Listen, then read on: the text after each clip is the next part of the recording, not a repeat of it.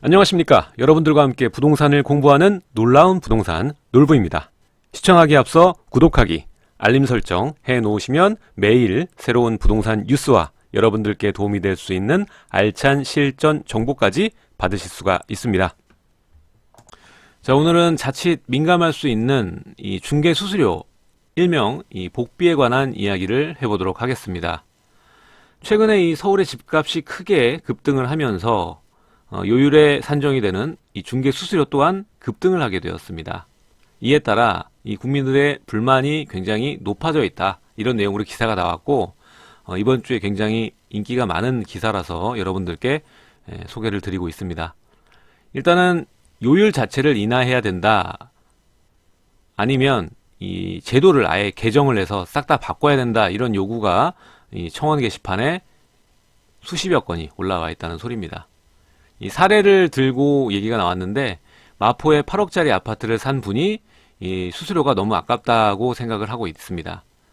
집을 한 번 보고 계약서 도장 찍은 게 다인데 이 서비스, 중개 서비스가 300만 원 넘게 낸 수수료가 합당한 건지 거기에 따라서 의문이 든다라는 내용으로 사례가 나왔고요. 이 집값에 따라 같이 올라갈 수밖에 없는 이 태생적인 부동산 중개 수수료 체계가 과연 옳은 것인지 다시 한번 생각하게 됐다.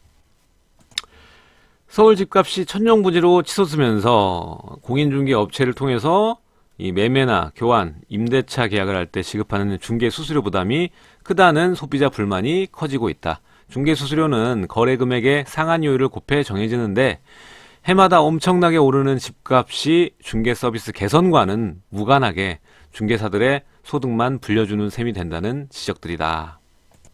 자, 지금 보시는 표가 바로 중개 보수 요율표입니다. 서울시 기준으로 된 것이고요. 일단은 매매부터 보시면 5천만원 미만이면은 0.6, 그리고 한도액은 25만원까지, 그리고 5천만원 이상이면서 2억 미만일 경우에는 0.5, 80만원이 한도입니다. 이제 그 이유가 많이 거래되는 그 퍼센테이지인데, 2억 이상에서 6억 미만, 서울에도 6억 미만 건물들이, 아파트들이 꽤 있었는데 이제는 거의 없어졌죠.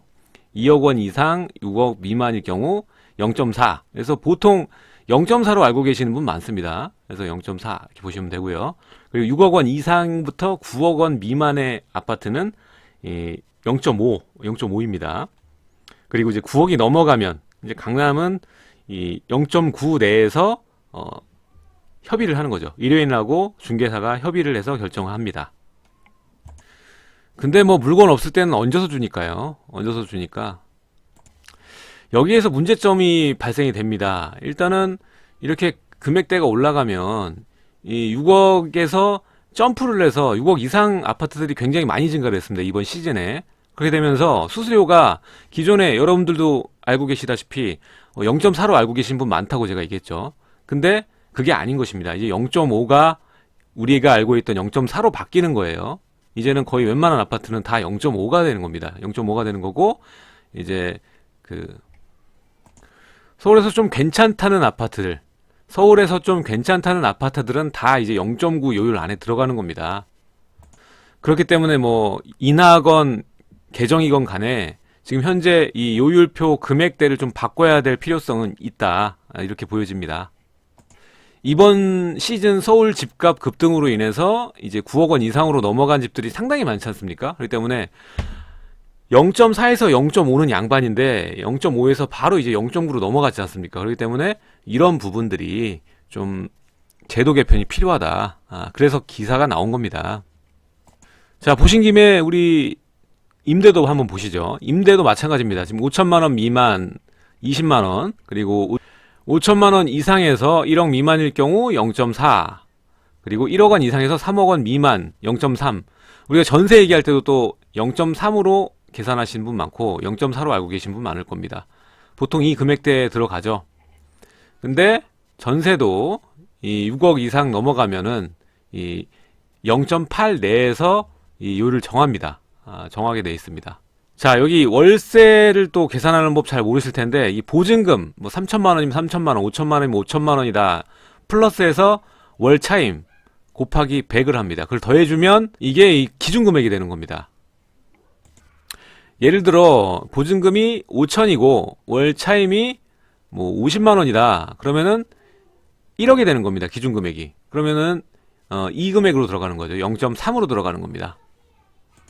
그리고 이 많은 분들이 헷갈려 하시는데 오피스텔도 또 다릅니다. 오피스텔 이 매매나 이 교환 같은 경우에는 이 0.5고요. 그리고 임대차는 0.4입니다. 근데 이것도 이 면적이 넘어가 버리면 0.9에서 협의입니다. 그리고 토지나 상가는 여러분들 잘 알고 계시다시피 최고 요율인 0.9 내에서 협의하는 것이고요. 자, 그리고 여러분들 이 두 가지를 기억을 하셔야 됩니다. 이 중개 수수료는 양도소득세를 낼 때 필요 경비로 인정이 됩니다. 그렇기 때문에 공인중개사 수수료 영수증을 꼭 가지고 계시는 게 좋고요. 두 번째로 여러분들 현금 영수증을 받으실 수가 있습니다. 꼭 거래하실 때는 현금 영수증을 요구를 하십시오. 그래서 받아 놓으시면 그거로 또 필요경비 신청하셔서 양도세를 절감하실 때 쓰실 수 있다는 점을 기억을 꼭 하시기 바랍니다. 자, 그러면 이렇게 집값이 급등할 때마다 나오는 얘기죠. 수수료가 과도하다는 이 이야기. 여러분들은 어떻게 생각을 하십니까?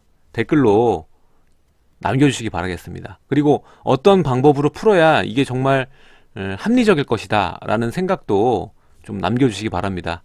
충분히 좋은 토론거리가 될 것 같아서 오늘 이 뉴스를 준비를 한 거고요.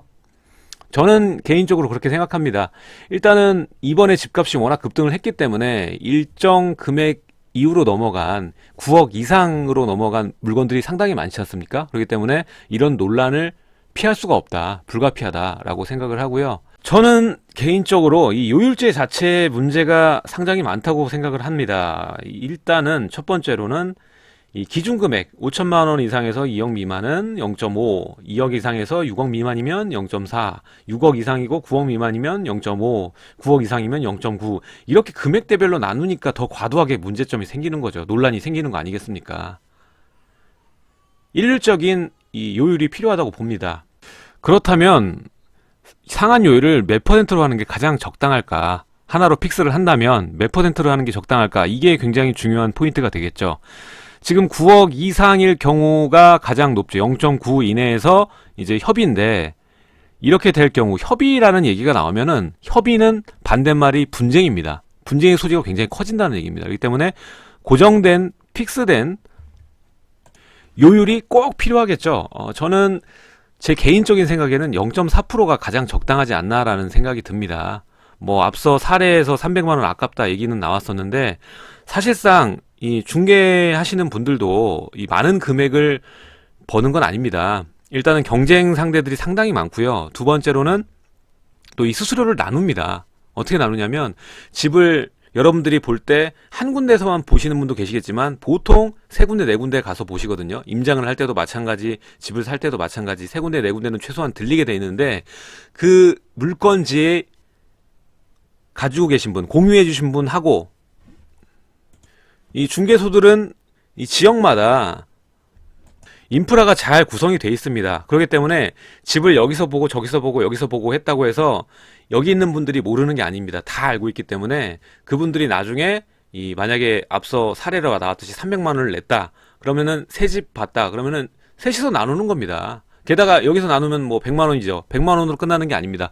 거기에다가 요즘에는 직방이니 다방이니 과거에는 뭐 네이버 하나만 있었는데 직방, 다방, 뭐 네이버까지 해서 거기다 광고 단가도 예전과는 비교도 안 돼 많이 올라갔습니다. 그래서 예전 과거에나 여러분들이 그냥 뭐 지하철이나 버스 타고 내려가지고 현지 막 돌아다녔지 요즘에는 인터넷에서 다 알아보고 갑니다. 내가 가볼 자리 두 군데 세 군데를 미리 정해놓고 가요. 전화를 다 해놓고 몇 시에 갈게요. 물건이 있어요. 다 전화를 해고 갑니다. 네이버를 보고 직방을 보고 다방을 보고요. 그렇게 가기 때문에 마케팅 비용이 필연적으로 들어갑니다. 뭐 적게 내시는 분들도 계시겠지만 많이 내시는 분은 몇 천만 원까지 쓴다고 하더라고요. 거기에다가 이 거래할 때 사고가 발생하거나 이런 것들은 누가 책임을 집니까? 아무래도 법적인 부분이 들어가는 내용이고 또 재화들, 재산 자체가 한두 푼이 아니지 않습니까? 몇 억씩 들어가는 이런 물건을 거래를 한다고 하는데 거기에 관한 담보 비용이 어느 정도 들어갔다고 생각을 하셔야 됩니다. 그래서 제 생각 두 가지는 지금 다 말을 했네요. 첫 번째는 요율을 단일화할 것. 두 번째는 그 단일화하는 요율을 0.4로 인하를 할 것. 뭐 9억 이상이면 0.9 너무 비싸니까 0.4로 하자. 제일 지금 낮은 가격이 0.4거든요. 뭐 제가 또 주제 넘게 얘기했다고 생각하실 수도 있을 겁니다. 뭐 제 방송을 보시는 분들 중에서는 중개소를 또 운영하시는 분들도 상당수 계시더라고요. 저한테 메일을 주시는데 오늘은 좀 그래서 민감하다고 제가 밑밥을 깔고 들어간 겁니다. 저도 이 부분에 대해서는 굉장히 문제점이 있다고 생각을 하는 사람 중 하나거든요. 물론 이 시중에 있는 물건 중에서 뭐 9억 이상의 물건이 뭐 서민형 아파트라고 보기는 어렵지 않습니까? 그렇기 때문에 그 이하로 가정을 했을 때도 금액을 어느 정도로 하는 게 좋겠고, 이렇게 뭐 금액대마다 변하는 요율보다는 일률적으로 정해놓고, 그리고 더 나아가서 이 매도 수수료와 이 매수 수수료가 좀 달라지면 또 어떨까라는 생각까지 해봅니다. 매수를 하는데 이 수수료까지 생각을 하면은 좀 부담이 되지 않습니까? 매도는 어차피 파는 거니까 계산하기가 쉽지만 매수는 솔직히 부담이 되지 않습니까? 그 돈 더 보태서 좋은 집 가고 싶지. 뭐 금액이 뭐 크진 않겠지만 뭐 그런 생각이 드네요. 인테리어 할 때 보탤 수도 있잖아요. 뭐 그런 부분들이 있기 때문에 그런 것도 좀 개선이 되면 어떨까라는 그냥 개인적인 생각입니다. 어쨌든 오늘은 이 두 가지만 기억을 하시면 될 것 같습니다. 중개 수수료 낼 때 현금 영수증 꼭 받자. 두 번째, 양도소득세 낼 때 나중에 팔 때 필요경비로 제출하자. 이 두 가지만 기억하시면 될 것 같습니다. 나머지는 그냥 제 개인적인 생각입니다. 오늘 내용 여기까지 하도록 하고요. 여러분들 구독하기, 알림 설정 부탁드리도록 하겠습니다. 제 영상 좌측과 우측에 또 다른 영상들이 나가고 있으니까 마저 시청 부탁드리도록 하고요. 내일 또 새로운 소식으로 여러분들을 찾아뵙도록 하겠습니다. 지금까지 시청해 주셔서 감사드립니다.